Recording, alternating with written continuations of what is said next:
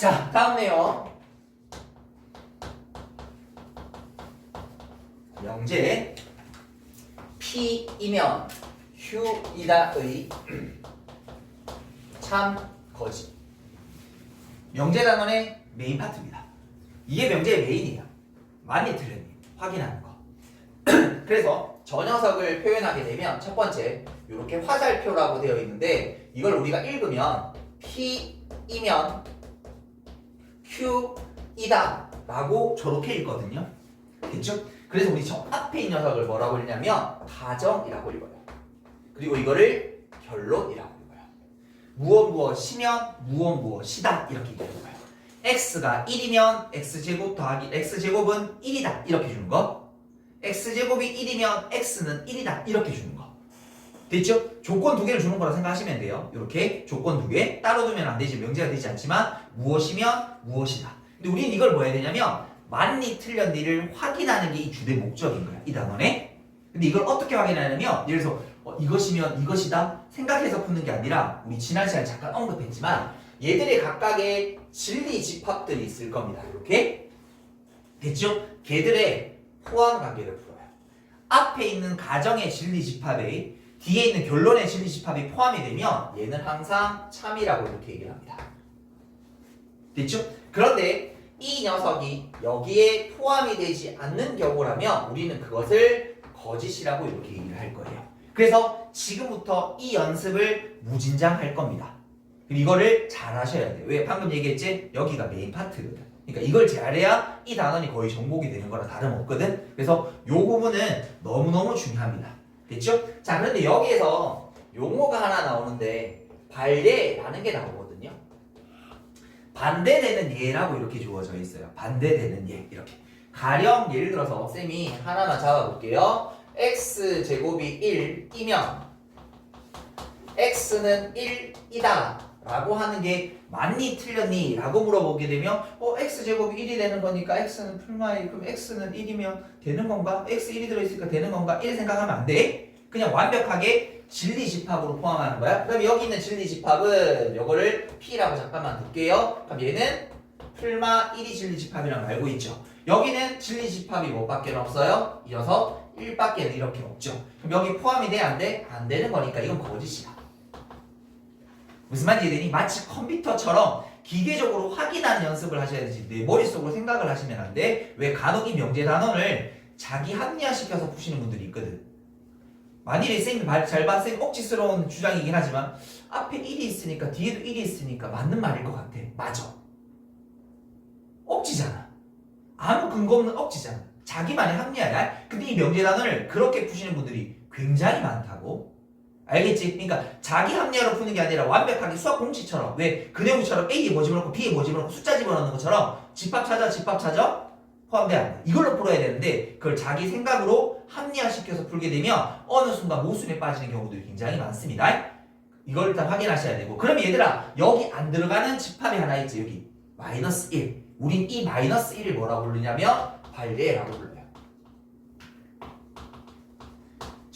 저기에 포함되지 않는 원소라고 얘기해. 예를 들어서 이런 거야. 잘 봐. P라는 녀석이 이렇게 있어. Q 안에 들어가야 되는데 안 들어가는 요 부분 있지.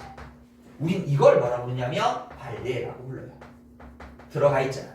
근데 우리 해설지 보면 앞으로 많이 보면 반례가 굉장히 많이 나올 거거든. 이거 집어넣으니까 안 되잖아요. 그러니까 여기다 마이너스 1 집어넣으면 안 되잖아요. 이렇게 보여주는 거거든. 근데 반례가 굉장히 위험한 것 중에 하나야. 왜? 반례를 찾아주면 너무 좋지. 못 찾으면 못 푸는 거잖아. 무슨 말인지 이해돼? 근데 해설지를 보면 반례가 있으니까 여러분 뭐들 안 되는 거 맞네. 그걸 자기가 찾아와서 반례를 찾으면 괜찮습니다. 자기가 직접 찾아서 이거 안 되는 거 찾았어 라고 하면 그 내용을 알고 있는 거야. 근데 대부분은 어떻게 반례를 찾아? 이게 안 된대 라고 확인만 하고 넘어가니까 다음번에 똑같은 비슷한 문제가 나와도 반례를 못 찾거나 그게 참인지 거짓인지 구별을 못 하는 거야. 제일 좋은 건 포함관계로 확인하는 거야. 일단 무조건 집합들을 찾아내서 어떻게든 비교해보는 방법을 써야 돼. 근데 정말 반례를 찾고 싶다라면 딱 가리고 아니면 그게 나 있더라도 그거 말고 다른 반례를 찾아보든지 혼자 찾아보는 연습을 해야 돼. 그래서 푸는 건 괜찮습니다. 근데 대부분 학생들이 반례를 보고 하는 경우들이 반례 여기 마이너스 1 안 되는데 안 되는 거 맞네 뭔지도 모르고 그냥 확인만 하고 넘어가는 거야. 틀렸다라는 걸 확인만 하고. 근데 자기가 왜 틀렸는지를 찾아보지 않고 넘어가니까 그래서 다음번에 못 푸는 경우들이 많습니다. 발레를 활용하고 싶다면 가리고 해보십시오. 이렇게. 여러분 직접 찾아보십시오. 그리고 또 하나는 어떤 게 있냐면 예를 들어서 얘를 말해 얘가 원소가 100개야. 99개는 여기 들어가 있어. 딱 안 되는 한 가지가 여기 밖에 있어. 그 한 개를 못 찾으면. 여러 개면 상관없지. 발레를 하나만 찾으면 되거든요. 예를 들어서 봐. 이 바깥에 있는 게 10개야. 10개 중에 하나만 찾으면 틀린 거잖아. 오케이. 다른 거 더 찾을 필요 없어. 10개를 다 찾아야 발레 틀렸다라는 건 아닐 테니까. 안 들어간 거 한 개만 있으면 돼. 그런데 만일에 99개가 들어가 있어? 한 개가 안 들어가야 돼서? 그럼 한 개 어떻게 찾아? 못 찾으면 틀리게 되는 거잖아. 그래서 위험할 수도 있다라는 얘기인 거야. 예, 발레를 쓴다라는 건 굉장히 조심해서 써야 된다라는 걸 강조해드리고 싶은 거예요. 근데 왜냐면 해설지가 발레를 워낙 많이 들어놓거든. 발레를 많이 들어놓거든요. 그 중에 안 되는 걸 적어놓거든. 근데 그게 쉬운 것도 있지만 찾기 어려운 것도 있거든요. 그래서 여러분들이 뭐 해야 되냐면 발레가 있다면 발레를 해보고 싶다라면 가리고 다른 발레를 한번 찾아본다라든지 아니면 그 보질 않고 아예 내가 새로운 발레를 한번 찾아본다라든지 포항관계를 못하겠다라면 무슨 말인지 이해되죠? 요 연습을 하셔야 시험장에서 문제를 제대로 풀 수 있습니다. 요걸 알고 계셨으면 좋겠어요. 자 그러면 지금부터 요 녀석에 대한 연습을 한번 해보도록 할게요. 자 필수 예제 몇 번입니까? 4번입니까? 해봅시다. 다 명제에 참 또는 거짓을 판별해 보세요라고 주어져 있습니다. 1번 x제곱 마이너스 3x 플러스 2는 0 요렇게 있으면 이 녀석은 x는 2다. 이건 너무 쉽죠? 앞에 거 풀어주면 x 빼기 1 그래서 이 녀석의 진리집합은 1과 2인 거고 이 녀석은 진리집합이 2인 거니까 포함되지 않잖아요. 그럼 이건 뭐라고 얘기하는 거라고? 거짓이라고. 생각하지 마. 이것이면 이것일까? 이래 되면 될까? 라고 생각하지 말고 그냥 기계적으로 뽑아내는 느낌이야. 집합 들어가 안 들어가? 똑같은 거 있어 없어? 들어가 안 들어가? 이걸로 비교하는 거야. 그 느낌이 제일 좋다는 얘기인 거야. 자, 두 번째 보게 되면 x가 양수, y가 양수이면 x, y는 양수입니까? 라고 이렇게 물었습니다. 이 뭐지? x가 양수, y가 양수 생각하는 게 아니야? 그럼 XY가 이렇게 XY나 AB나 두 개의 문자가 동시에 등장하는 경우에는 쌤이 뭐하라 했냐면 좌표로 표시해봐. XY가 좌표라고 생각하면 돼. 쉽게 얘기해서 좌표가 있는데 둘 다 양수인 거야. 그럼 쉽게 얘기하면 앞에 있는 진리집합들은 양수는 졸라 많잖아. 집어낼 수는 학교 집어낼 수 없으니까 그럼 어디 있는 거? 1사분면에 있는 점들이 이 녀석의 진리집합이겠네 라고 표시하면 돼. 좀 이따 수직선으로 표시할 거거든. 꼭 낱개로 몇 개라고 집합을 표시하는 건 아닌 거거든. 여러 개로 표시할 수 있을 때 이렇게 범위로 표시할 수 있다. 그럼 얘들아 우리가 XY가 곱해서 양수가 된다라는 거 양량도 되지만 음음도 되는 거잖아. 그럼 쉽게 얘기하면 여기를 만족하는 점들은 1사분면 정도 되지만 3사분면 정도 되는 거지. 그러니까 진리집합이 포함되는 거 맞는 거죠. 그러니까 얘는 참이다라고 이렇게 연습을 하는 거예요. 됐죠? 보통 미지수가 이렇게 두 개 나오면 좌표로도 한번 생각해 보는 것도 방법입니다. 되셨죠? 자, 그 다음에 3번 가보도록 할게요.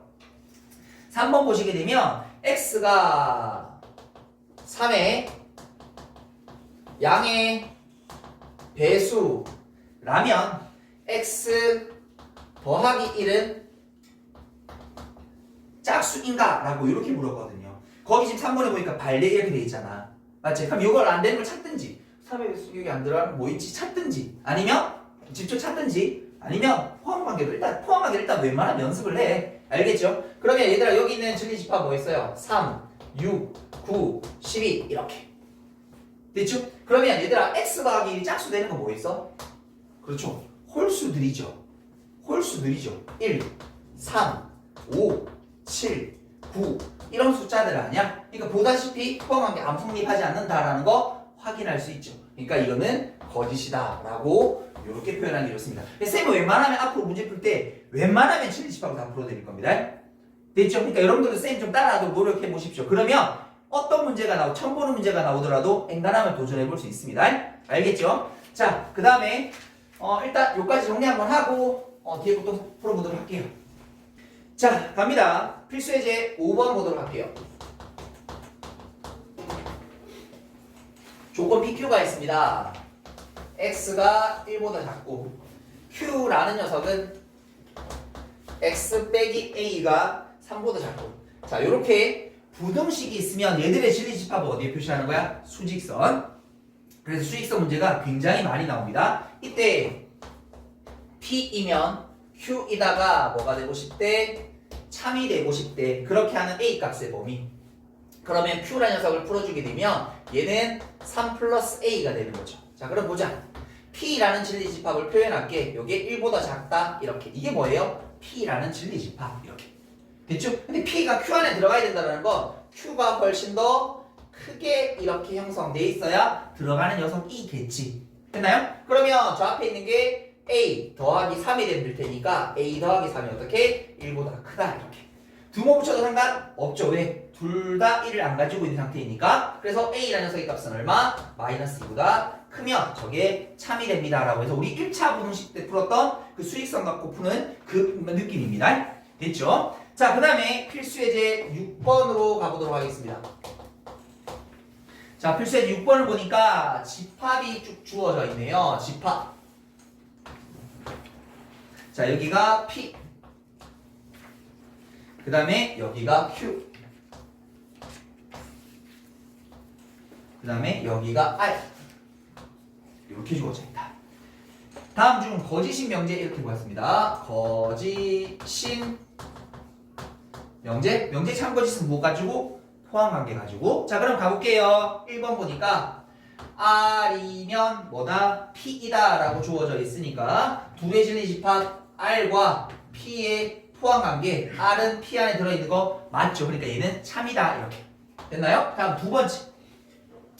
R이면 Q이다. 그러면 R이라는 진리집합이 Q 안에 들어져 있는 거 맞죠? R은 Q 안에 들어져 있는 거 맞죠? 오케이. 다음 3번. 자, 그 다음에 not P, not Q 이렇게. 그럼 이거 뭐예요? P에 대한 여집합, Q에 대한 여집합.